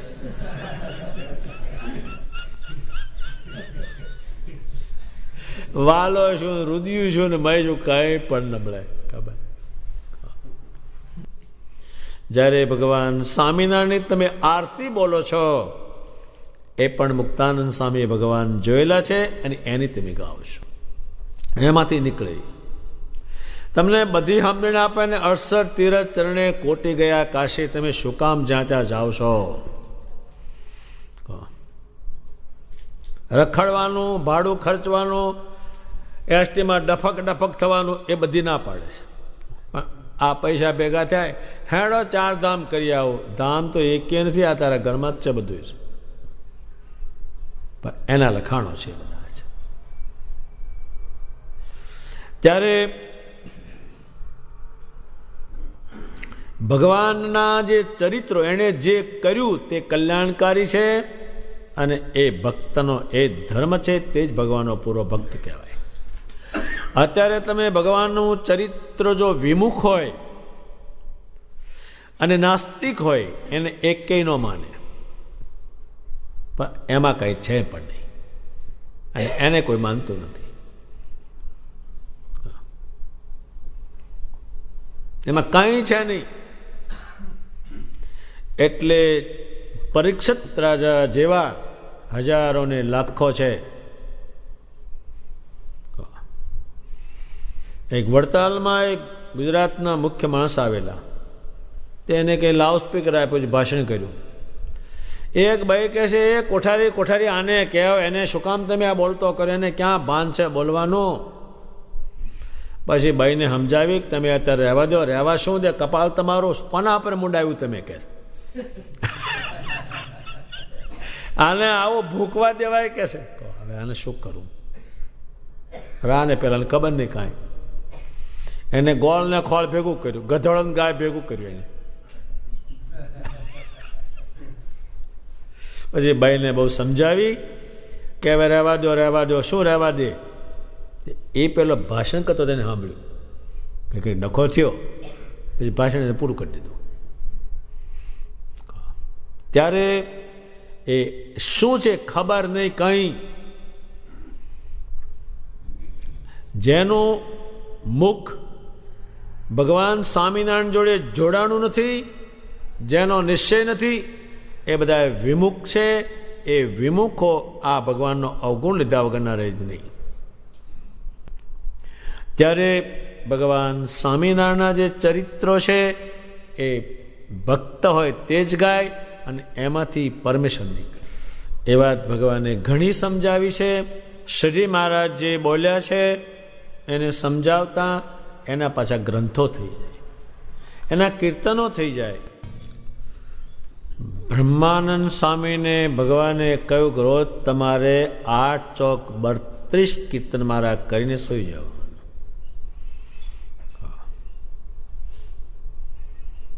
નિષ્કુળાન સ્વામી પુષ્કળ લખું તું પણ એમ લખે છે કે મારે લખવાની ઈચ્છા હતી પણ હવે આંખ મારું કામ કરતી નથી એટલે હું લખવાનું હવે છોડી દઉં છું.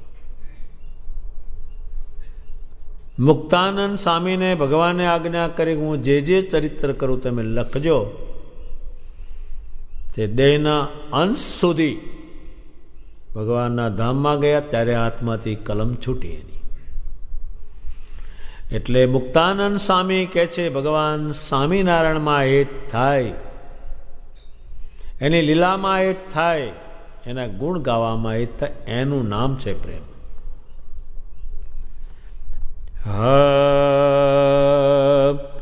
પ્રેમ રસાયન જે જન પામે, તેનો તે માર્ગ ન્યારો રે. પિંડ બ્રહ્માંડમાં પ્રીત ન રાખે, ઉરધારે પ્રભુ પ્યારો. પ્રેમ રસાયન જે જન પામે, તેનો તે માર્ગ ન્યારો. બધા સંતોએ પિંડ એટલે શરીરમાં હેત ન કર્યું, આ બ્રહ્માંડમાં કંઈ ન કર્યું. ભગવાન જે લીલા કરે એમાં સાથે ને સાથે રહ્યા અને એ લીલા એમણે ગાઈ. મોટા મુનિવર દેહ દમીને આત્મા દર્શન ઈચ્છે, પિંડ બ્રહ્માંડથી પ્રીત તજે, પણ પ્રેમનો રાહ ન પીછે. પિંડમાંથી પ્રીતિ તોડે, બ્રહ્માંડમાંથી તોડે, હજુ એને પ્રીતનો માર્ગ જડ્યો નથી. ક્યાં પ્રીતિ કરવી એ હજુ એને જડતી નથી. વ્રજ વનિતાના પ્રેમની આગે, વ્રજની વનિતા રાત દિવસ કૃષ્ણ કૃષ્ણ કૃષ્ણ કૃષ્ણ કરતી હતી, એ ગમે તેના હાથમાં નથી આવ્યું. વ્રજ વનિતાના પ્રેમની આગે, જે મુક્તાનંદ સ્વામી રાત દિવસ સ્વામિનારાયણ સ્વામીને કરતા, એ મેળથી બેસે એવો ગમે તેને. વ્રજ વનિતાના પ્રેમની આગે, ઉડ્યા કોટી કબીર. એ કબીરનું એટલા માટે લાવ્યા, એને પરમેશ્વરના સ્વરૂપમાં પ્રીતિ નહીં અને બીજું જ્ઞાન બહુ કર્યું, પણ એક કોઈને કામ લાગ્યું નહીં. મુક્તાનંદ એ પ્રેમનો માર્ગ, સમજે તે સંત સુધી. પ્રેમ રસાયન જે જન પામે, તેનો તે માર્ગ ન્યારો રે. બ્રહ્માનંદ સ્વામી મુક્તાનંદ સ્વામી જે કરીને ગયા છે, આખા બ્રહ્માંડને ભગવાનના સ્વરૂપમાં જોડે છે. એનું લખાણ એટલું બધું અલૌકિક છે, કંઈ પણ લખેલું હોય તો ભગવાન સ્વામિનારાયણના સ્વરૂપમાં જોઈન્ટ કરી દે. એટલે એમને ભગવાન સ્વામિનારાયણ સાથે અપરંપાર પ્રેમ હતો. અને એટલું ભગવાન સ્વામિનારાયણમાં પ્રીતિ થાય, એની લીલામાં પ્રીતિ થાય, એના જ્ઞાનમાં પ્રીતિ થાય, એટલું બધું એણે લખ્યું છે કે ધીમે ધીમે આ બ્રહ્માંડમાં બહાર આવશે. પછી રોજકાના હરિભક્ત કાકાભાઈએ પૂછ્યું,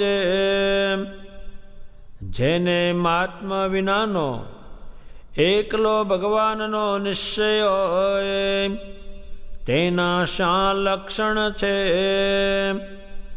અને જેને મહાત્મે સહી નિશ્ચય હોય, તેના શા લક્ષણ છે? પછી શ્રીજી મહારાજ બોલ્યા, જેને એકલો નિશ્ચય હોય તેને એમ ગાઢ થાય છે, ભગવાન તો મળ્યા છે, પણ શું જાણીએ કલ્યાણ તો થશે કે નહીં થાય.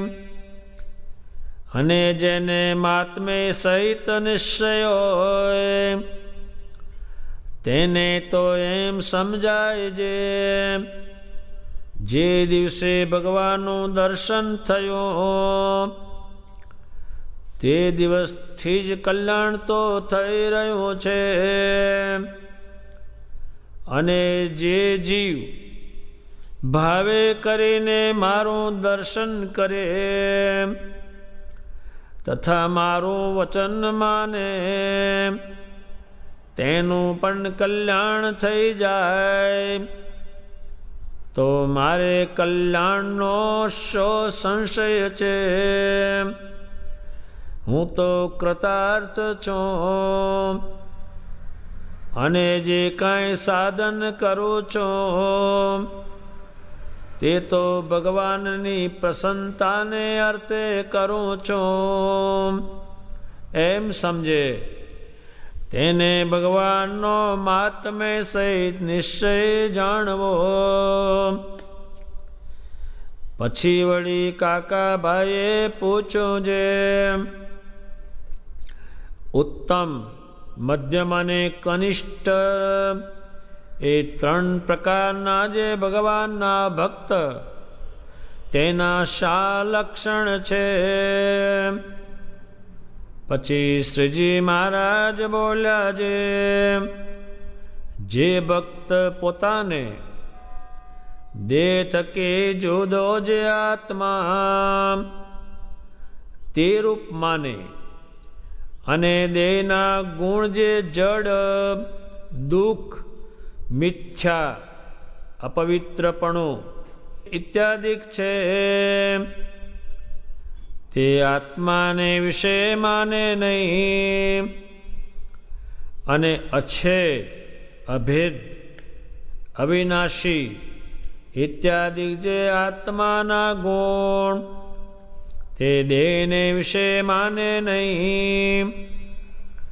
અને પોતાના શરીરને વિશે રહ્યો જે જીવાત્મા તેને દેખે અને તે આત્માને વિશે રહ્યા જે પરમાત્મા તેને પણ દેખે અને બીજાના દેહમાં જે આત્મા રહ્યો છે તેને પણ દેખે અને એવો સમર્થ થયો છે તો પણ એ આત્મા દર્શન થકી ભગવાન અને ભગવાનના સંત તેને અધિક જાણે છે. પણ પોતાને આત્મા દર્શન થયું છે તેનું અભિમાન લેશ માત્ર ન હોય એવા જેના લક્ષણ છે તે ઉત્તમ ભક્ત કહેવાય. હવે જેને ભગવાનનો નિશ્ચય હોય અને આત્મનિષ્ઠા પણ હોય તો પણ ભગવાનના ભક્ત ઉપર ઈર્ષા આવે અને જો ભગવાન એનું અપમાન કરે તો ભગવાન ઉપર પણ ઈર્ષા આવે. જે મોટા થઈને વગર વાંકે આમ સિદ્ધ કરતા હશે એવા લક્ષણ હોય તે મધ્યમ ભક્ત જાણવો. અને ભગવાનનો નિશ્ચય તો હોય પણ આત્મનિષ્ઠા ન હોય અને ભગવાનને વિશે પ્રીતિ હોય અને જગતના વ્યવહારને વિશે પણ પ્રીતિ હોય અને સંસારિક વ્યવહારને વિશે હર્ષ શોકને પામતો હોય તેને કનિષ્ઠ ભક્ત જાણવો. રોજકાના કાકાભાઈને કેટલી બુદ્ધિ છે, કેવું એ સમજે છે, એ ભગવાનને પૂછે છે કે ભગવાન તમારા સ્વરૂપનો નિશ્ચય મહાત્મા વગરનો હોય એ માણસ કેવો હોય, અને તમારો જેને માતમ હોય નિશ્ચય હોય તમારો તો એ કેવો ભગત હોય. ત્યારે ભગવાન સ્વામિનારાયણ મહાત્મા પર કહે છે કે મારા સ્વરૂપનું જેમણે દર્શન કર્યું તે દિવસથી એમ કે મારું કલ્યાણ થઈ ગયું. મેં ભગવાન સ્વામિનારાયણને જોયા છે. એક બાઈ હતી, એને ભગવાનને દાંતણ આપ્યું છે, પણ જોઈને આપ્યું કે બરાબર જ છો તમે. તો બાઈ કહે છે તમે મારો અંતકાળે ખબર રાખ્યો. એ કેમ કીધું? એને જોઈને કીધું. એમ લાખો માણસે ભગવાન સ્વામિનારાયણને જોયા અને તરત જ કહ્યું ભગવાન તમે મારું કલ્યાણ ધામમાં લઈ જજો. એ દર્શનનો મહિમા બહુ. ભગવાન સ્વામિનારાયણનું દર્શન જેમણે કર્યું અને જેમણે કહ્યું કે મેં ભગવાન સ્વામિનારાયણનું દર્શન કર્યું છે અને એને કારણે આખું મારું શરીર પવિત્ર થયું છે. મારા શરીરના કોઈ દર્શન કરે એનું કલ્યાણ થાય. મારું કોઈ વચન માને કે આ પુરુષોત્તમ નારાયણ છે તો એનું કલ્યાણ થઈ જાય. એવી તો હજારો વાત છે, પણ આપણા મનમાં એક વસ્તુ એવી ગોખવી જોઈએ કે હું સ્વામિનારાયણનો ભગત છું. સ્વામિનારાયણ મારા આત્માની અંદર રહે છે, મારા જીભ પર એનું નામ રહે છે. કોઈ મારી વાત માને અને હું કહું કે આ પુરુષોત્તમ એનું કલ્યાણ થઈ જાય. એવું એને માતમવાળાને હોય એમ થાય. અને હું જે સાધન કરું છું, મારે કરવાનું તો કંઈ નથી, પણ જે સાધન કરું છું એ ભગવાન સ્વામિનારાયણની પ્રસન્નતા માટે કરું છું. એમણે કહ્યું જેને મહાત્મા વગરનો નિશ્ચય હોય એ શું ગોખે? એ કહેશે કલ્યાણ થશે કે નહીં થાય. ત્યારે હજારો સ્ત્રીઓએ, હજારો પુરુષોએ, હજારો સાધુએ કરી મારી વાત માન તો તારું કલ્યાણ થઈ જાય. જા તું મરવાનો થાય ત્યારે મારું દેહ સંભાળજે. જેને નિશ્ચય નહોતો, ખબર નહોતી, એને પણ ભગવાન લેવા આવેલા છે. એક કુંભારભાઈએ કહ્યું છે કે આ ગધેડી જેને પાટું મારે એને ભગવાન લેવા આવે. એ કેમ લેવા આવે? તો કે તો મંદિરમાં કાયમ આવતી લેવા ગધેડી.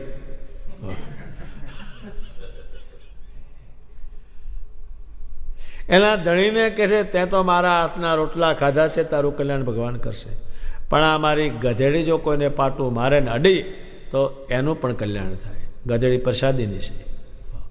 એ મંદિરમાં આવતી ભગવાનના વાહન લઈને, અને ભગવાન સ્વામિનારાયણ જમ્યા હોય એ પ્રસાદી હું ગધેડીને ખવડાવતી. એટલે ગધેડી પણ પ્રસાદીની. કહો હવે આને ઘર શું આ ડાપણ કરે કામનું કોઈને? આય નાયા ને પેણે નાયા, આમાં છે કંઈ? એ કાકાબહેનને જે ભગવાને કહ્યું છે એ તો ઘણો મહત્વનો પ્રશ્ન છે. આપણે એટલું તો માનવું જોઈએ કે હું સ્વામિનારાયણનો ભગત છું, અને મારું કોઈ દર્શન કરે અને એમ કે આ સ્વામિનારાયણનો ભગત છે તો એનું પણ કલ્યાણ થાય. અને મારી વાત કોઈ માને કે આ પુરુષોત્તમ નારાયણ છે, અક્ષરધામના પતિ છે, એ તને તેડવા આવશે, જા, એમ લાખો લોકોએ વિશ્વાસ કરેલો છે અને ભગવાન ગયેલા છે. પણ આણે કહ્યું, અને જેને માધ્યમ હોય ભાઈ કલ્યાણ થાય કે ન થાય, મારું ઠેકાણું તારું શું ઠેકાણું? હું પાડું એ આવા લબડા એના મહા છે. અને હજારોએ કીધું છે, પણ ભગવાનના વચનથી આપણે માનીએ તો આપણા માટે આ પ્રશ્ન ઘણો જ ઉત્તમ છે. વળી એ પાછા ભગવાનને પ્રશ્ન પૂછે છે કે ઉત્તમ, મધ્યમ અને કનિષ્ઠ એ 3 પ્રકારના ભક્તના લક્ષણ શું છે? ત્યારે કેટલાક ઉત્તમ છે, કેટલાક મધ્યમ છે અને કનિષ્ઠ છે.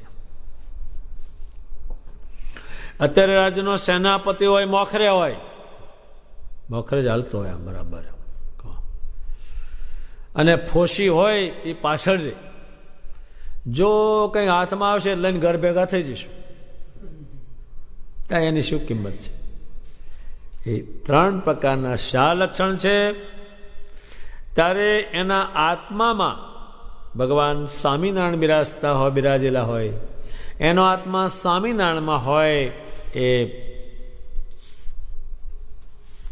બીજાના આત્માને જાણી શકે આનો આત્મા આવો જ છે, અભક્ત છે, કુસંગી છે, નાસ્તિક છે, એ જાણી શકતો હોય. એ એવો સમર્થ થાય તોય આત્મનિષ્ઠાનો જે ગુણ છે એને ન માને, પરમેશ્વરને જ માને. આટલો ઊંચે ગયો હોય તોય દુનિયામાં જરાક ઊંચે જાય, હું જ પરમેશ્વર છું. ભાઈ તમે થાવ ઊંચા અને વરસાદ પડાવો તમે તારે, કાંઈ થાય નહીં. એક મોટું ગામ છે, એમાં આવા કોઈ ગયા હશે, અમે આમ કરીને અમે આમ કેમ કરતા હતા. પેલો તો હોશિયાર હતો એ ગામનો આગેવાન, કે આ તમને બધું અમે કરીએ, તમે જે કહેવો ખર્ચ કરીએ, પણ મારા ગામમાં 8 આંધળા છે, 8 બેરા છે, એને તમે દેખતા કરો. આ કરતું છે એ સસમા પહેરીને ફરે, કોણ છે? એ પડી પડીને ભાગી ગયા બધા. ત્યારે એટલા ઊંચે જાય તોય પણ આ બધું જે કંઈ છે એનું કારણ પુરુષોત્તમ નારાયણ છે. મને લઈ જનારા પુરુષોત્તમ નારાયણ છે, રૂડું કરનારા પુરુષોત્તમ નારાયણ છે. એ વાત એમને સમજાવી. અને મધ્યમ હોય એને ભગત ઉપર ઈર્ષા થાય, હલકા હલકા ગુણો હોય એમાં હારા હોય નહીં.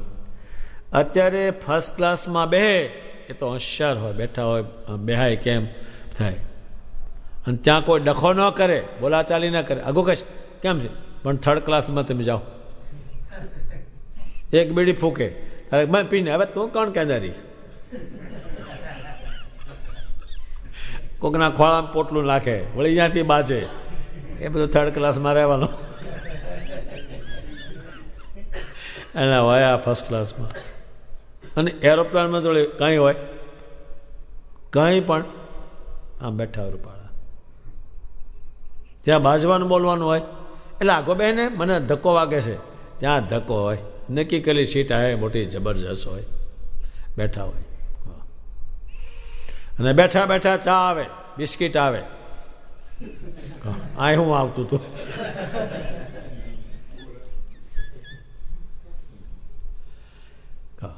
ત્રણ જાતના માર રાખે, ઇંગ્લિશ, ગુજરાતી, અને બધા લાવે. આપને ચા લાવું, બિસ્કીટ લાવું, આઈસ્ક્રીમ લાવું. આ થર્ડ ક્લાસમાં હોય કશું આઈસ્ક્રીમ, કોઈ એનો બાપ હોય ત્યાં કેવો આઈસ્ક્રીમ. અને કંઈક કોઈ ખાતો હોય તો એક બીજો ધક્કો વાગે વાટક્યા હોતો ઓટો પડે. એ થર્ડ ક્લાસમાં છે ભગતિયાઓ બહુ. એને જોયેલા છે, ઉત્તમ જોયેલા, મધ્યમ અને કનિષ્ઠ. પણ ભગવાનને પૂછી લે છે. અને એ કનિષ્ઠ હોય અને ભગવાનને વિશે પ્રીતિ હોય અને જગતના વ્યવહારને વિશે પણ પ્રીતિ હોય, આમાં હોય આમાં હોય, એ છે થર્ડ ક્લાસ. કશું હક નહીં. 5 માળમાં ફેરવે પછી બાજી ના આવે. આજે તને જોઈ લેશ કાલે હું, કોર્ટમાં આવજે કાલે, હું આ કરતું ત્યાં કોર્ટમાં જઈ. વ્યવહારમાં આસક્તિ હોય એ સામાન જેવું છે. હા, થર્ડ ક્લાસ. અને સંસારિક વ્યવહારને વિશે હર્ષશોક પામે. આ સંસારમાં હર્ષ અને શોકને પામે. ઘડીકમાં કંઈક છોકરો જન્મે, ઓહો લ્યો 100 રૂપિયા હાકર વેચો, અને ઉપડ્યો, ઓ બાપે લે હવે શું કરવું છે, શું કરવું હવે. જે થતું એ કરો. કંઈક હર્ષ પામે બહુ અને શોક પામે, એ છે થર્ડ ક્લાસમાં. એ આખું કાકાભાઈને ગણિત સમજાવે છે. એ ગણિત ઘણું ઊંચું છે. એટલે કાકાભાઈએ જે પ્રશ્ન પૂછ્યો છે એ ઘણો અવલૌકિક છે. ઉત્તમ રાજાને ભગવાને વાત કરી એ પણ અતિ ઊંચી છે. સ્વયં ભગવાને જે વાત સમજાવી કે મારા ચરિત્ર છે એમાંથી જ હું પ્રગટ થઈશ, અને મારું ચરિત્ર આવે એમાં પણ એ મારું ચરિત્ર જે વિમુખ હશે, નાસ્તિક હશે, એને કામ નહીં લાગે, પરીક્ષાત્રાસની પેટે અવગુણ જશે. અત્યારે આપણે ભગવાનનો ભક્ત ચિંતામણી વાંચે તો નિષ્કુળાનજી સ્વામીએ લખ્યું છે કે એને ગમે તેવું કષ્ટનાશ પામી જશે. શેને કારણે? કે પુરુષોત્તમ નારાયણમાં ચોંટશે, એટલે પુરુષોત્તમ નારાયણનું કષ્ટ નિવારણ કરશે. પણ જે નાસ્તિક ધર્મદ્વેષી જાત જાતના છે, એ જો મારા ઈષ્ટદેવનું વાંકું બોલશે તમને પાપ લાગશે. આવા લખી દેતાય નહીં, કશું કરતાય નહીં. એટલે ભગવાને પોતે આ વાત કરી. 3 જાતની વાત આમાં મહત્વની છે. ઉત્તમ રાજાની વાત, પછી ભગવાને પોતે કહી તે, અને કાકાભાઈની વાત અતિ કલ્યાણકારી છે. આના જેટલા શબ્દો અંદર આપણા આત્મામાં રહેશે એટલો આત્મા ભગવાનના જોગવાળો થશે. એવી રીતે ગરડા પ્રથમ પ્રકરણનો 72મું વચનામૃત પૂરું થયું. સહેજાનંદ સ્વામી મહારાજની